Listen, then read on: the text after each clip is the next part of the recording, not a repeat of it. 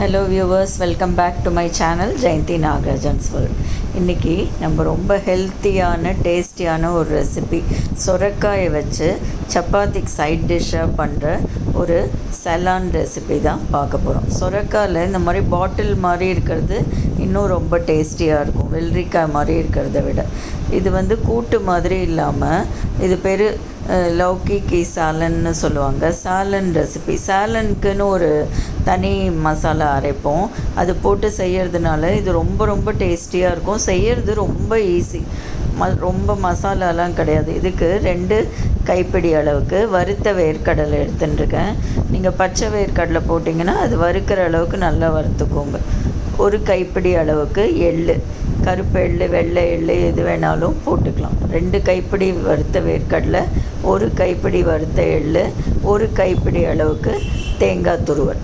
நீங்கள் இதுவே கப் மெஷர்மெண்ட்டாக கூட எடுத்துக்கலாம். இப்போது அதை நம்ம வறுத்துட்டு நைஸாக அரைச்சி வச்சுக்கணும்.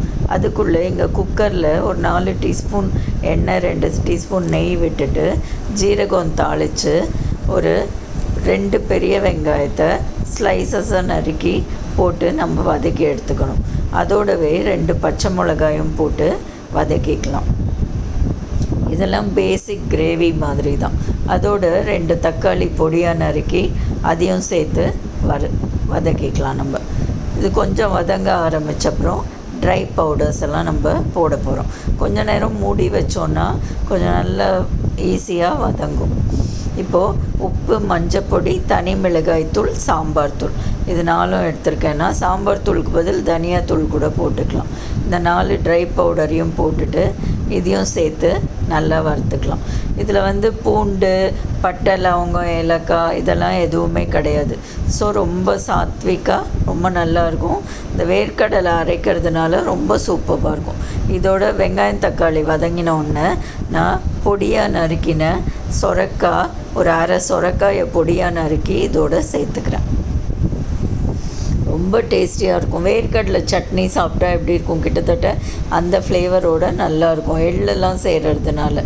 இப்போ சொரக்காயை போட்டு வதக்கிட்டு கொஞ்சம் தண்ணி ஊற்றி கொதிக்க விடலாம். அதுக்கப்புறம் நம்ம அரைச்ச மசாலா இருக்குல்ல, வேர்க்கடலை, தேங்காய், எள்ளு, வறுத்த வேர்க்கடலை, தேங்காய், எள்ளு, இதை நல்ல தண்ணி ஊற்றி நல்ல நைஸாக அரைச்சி இதோடு சேர்த்துட்டு ஒரு 2 விசில் அளவுக்கு குக் பண்ணிவிட்டு நம்ம ஆஃப் பண்ணிடலாம் அடுப்பை. இப்போ 2 விசில் முடிஞ்சு ப்ரெஷரும் போயிட்டு திறந்து பார்க்கலாம்.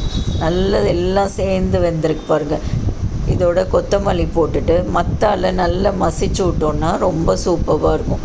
உங்களுக்கு வேணும்னா இதோட ஒரு 2 உருளைக்கிழங்கை கூட தோல் சீவிட்டு நறுக்கி போட்டு செஞ்சோன்னா நல்ல பைண்டிங் கொடுத்து இன்னுமே டேஸ்டியாக இருக்கும். பட் டயட் ரெசிப்பியாக பண்ணுறதுனா உருளைக்கிழங்கை அவாய்ட் பண்ணிக்கலாம்.